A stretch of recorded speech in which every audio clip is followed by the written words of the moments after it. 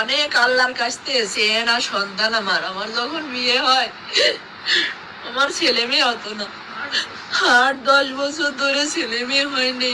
অনেক কষ্ট করছি আমি, অনেক কথা শুনছি মানুষের। মানুষ যা খাতি আমাকে বলছে আমি তাই খাইছি, তারপরেও কোনো সময় আমার ছেলে মেয়ে হয়নি। এক সময় আমি নামাজ রোজা কোরআন শরীফ এইগুলো করতে শুরু করি আর আল্লাহর কাছে ডাকি, আল্লাহ তুমি আমাকে কালা কুপাচারটা সন্তান দাও, তবু তুমি আমার একটা বাচ্চা দাও যে আমাকে মা বলে ডাকবে। ডাক্তার কবিরাজ দেখাতে দেখাতে আমার সিনথিয়া আমার বিয়ের 9 বছর পরে গিয়ে, সিনথিয়ার যখন 4 বছর বয়স আমার আবারও বাবু হয় না, আমি আবার চেষ্টা করি, তখন আমার রাইসামণি আমার পেটে আসে। হ্যাঁ, তখন থেকে আমাদের জীবনটা বদলে যায়। আমাদের জীবনটা এত সুখের ছিল না, অনেক কষ্টের ছিল আমার জীবনটা আর আমার স্বামীর জীবনটা। একে তো সন্তান হারা, আমাদের টাকা পয়সার সমস্যা, সবকিছু সমস্যা ছিল। যখন আমার রাইসা আমার গর্ভে আসে আমার জীবনটাই বদলে যায়। আমার রাইসা যখন জন্ম নেয় তখন ওর আব্বু ব্যবসা শুরু করে। আজ ওর বাবা ব্যবসায়ী, প্রতিষ্ঠিত ব্যবসায়ী, কিন্তু আমার বাকি নাই। আমার লক্ষ্মী মেয়ে বুড়োই গেছে।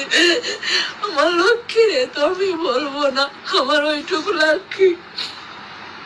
8 বছর বয়স শেষ হয়ে 9 বছর চলতেছে। 9 পারা কোরআন শরীফ পড়েছে আমার রাইসামণি। রাইসামণির বয়স যখন 3 বছর আর আমার সিনথিয়া, আমার তখন ছেলে বাবুটা হয়নি। আমার বাবু তখন 4-5 মাসের পেটে।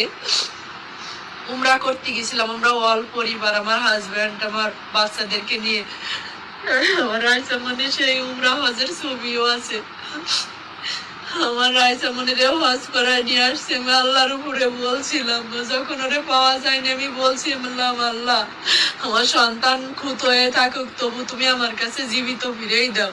আমি আবার আমার পাখিরে সম্পদ বেশি হলেও উমরা করাতে নিয়ে যাব, আবারও আমার পাখিকে আমি হজ করাতে নিয়ে যাব। কিন্তু আমার পাখি আর ফিরে আসেনি। আর আমার পাখি যে চলে যাবে, ওই দিন আমি চেয়ার ধরে ডাইনিং টেবিলের কাছে দাঁড়াইছিলাম আর আমার পাখি যখন যাচ্ছিল দরজা দিয়ে লিফটে ঢুকবে তখনও ঘুরে ফিরে আমার দিকে 2-3 বার তাকাচ্ছিল। আমার ওই তাকানো এখনো চোখে ভাসতেছে। আমার পাখি মরে গেছে। আমার এত লক্ষ্মী মেয়ে আমার রাইসা ছিল, আমার পুরো বাসাটা নাড়াই খাতো। আমার সিনথিয়া আর আমার রাফসান।